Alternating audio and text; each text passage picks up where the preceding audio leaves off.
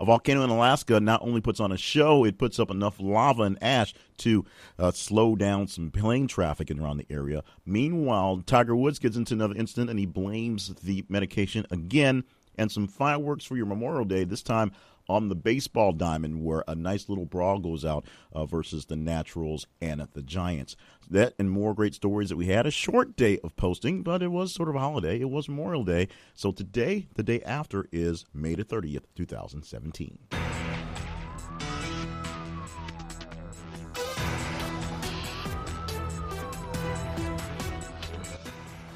Welcome to the Daily Recap Podcast from ThisIsTheConversation.com, the place where we hold what we believe are the best conversations with the best people out there, and that is, of course, you. Things that you're talking about, things that you're watching online, things you're keeping up with, and every so often we pepper in something that's pretty obscure that just seems kind of cool.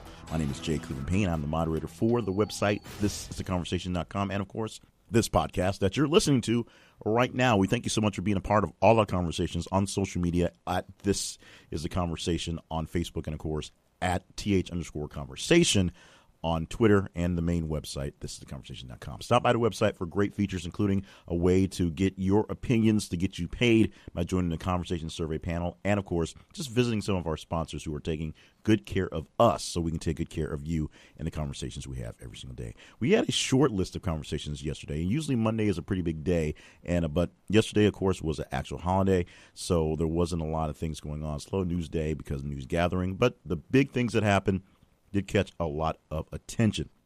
Let's start off with our first one of the day, which made us believe we're going to have a very slow start for the day, for Alex Rodriguez signing his deal with ABC News to appear on the ABC News programs to do baseball, sport-ish commentary, just like he's sort of doing on Fox. He is a color commentary for Fox Baseball.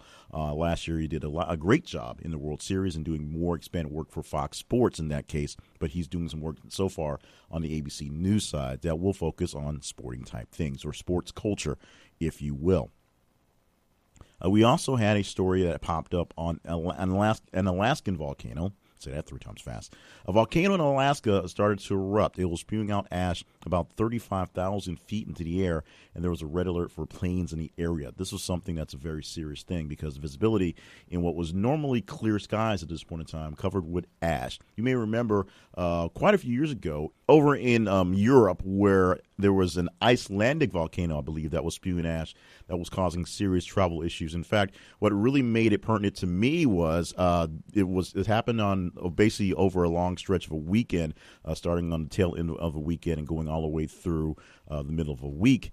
And the taping of a Monday Night Raw program was interrupted because the WWE superstars were doing a tour of Europe, and as they were preparing to leave, the volcano erupted and most of the flights were canceled, and they had a lot of big things to do for the live show on Monday. So what happened was the SmackDown roster, people from the other show, stepped in to do the live wrestling in the event in the United States, while the the wrestlers did some tape vignettes from across the pond because to keep the things going, since they couldn't be in-house to keep their stories going on in the ring.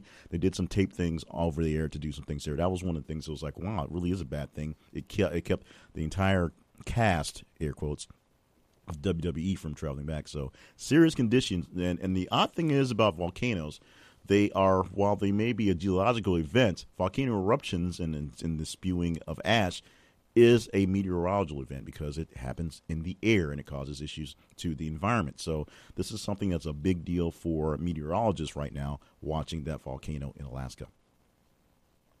Visitors were evacuated from a Cambridgeshire zoo over what we say it's stated as a serious incident in the early moments of the postings. Later on in the day, we found that a zookeeper died after being attacked by a lion or a tiger, a big cat over there. So they had to cordon off the area. None of the animals were escaping.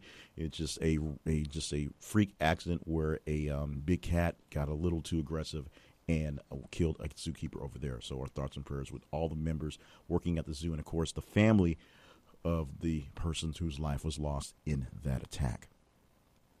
And not to be rash, but it turned out our next story was on Tiger Woods. And Tiger Woods having a very bad Memorial Day, arrested for DUI on the day.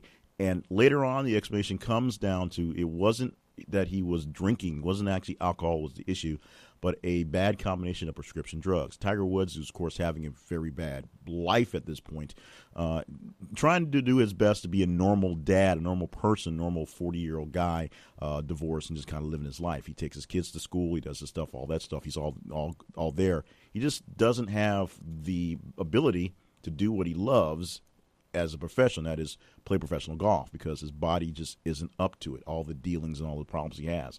Of course, we talked about his infamous crash he had on Thanksgiving many years ago that kind of caused the downfall where it is today. But he blamed the DUI on a bad prescription or a bad mixture of prescriptions, of course, because he didn't realize that was going to affect him so much in driving, and that's where he got picked up on that.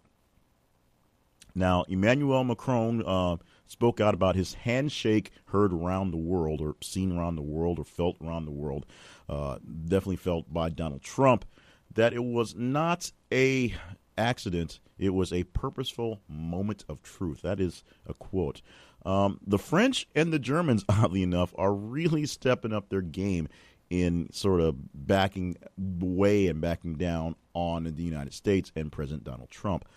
Emmanuel Macron saying that the handshake, who's, of course, he's known for pretty strong handshakes as well, he was not going to be played by Donald Trump and his handshake game where, he grabs people and drags them in, all that stuff.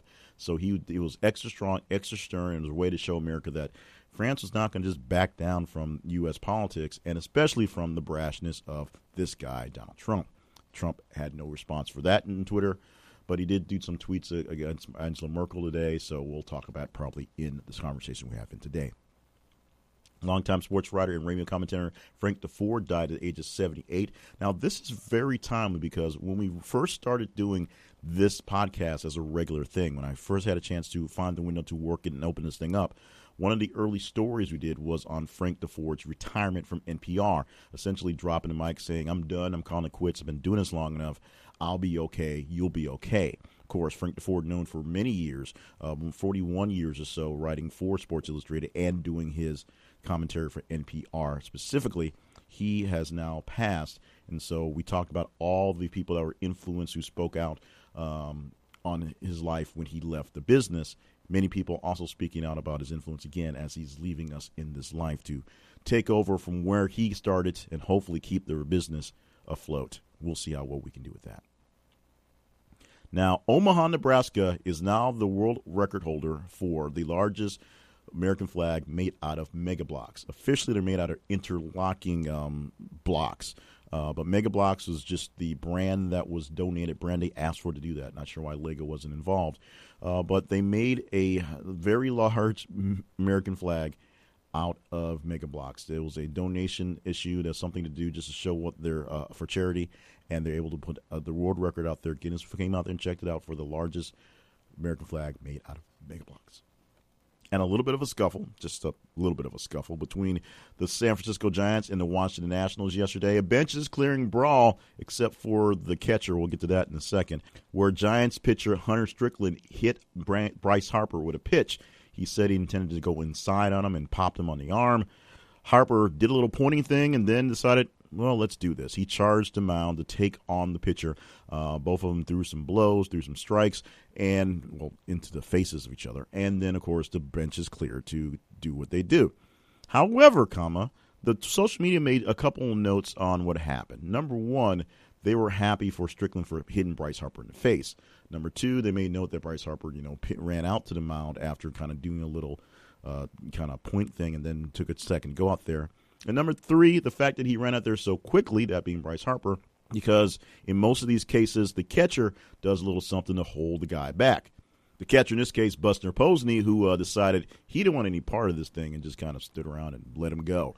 And that's how this thing going. So we'll have plenty of course, there are plenty of ejections on the day. There'll be plenty of fines to hand it out to plenty of players for leaving the bench and getting into the brawl.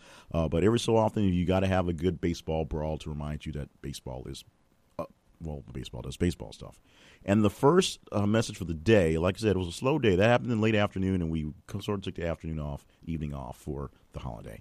The first message of the day, and a lot of things already going on, was the White House Communications Director, Michael Dubke, resigning. Now, he actually put in his resignation a few days ago, on the 18th, I think it was put in, and his official day has not been released. I don't know if it's been determined or not, but he's not spoken on the official day he's done yet. But he is leaving the White House, and this is a key member of the staff.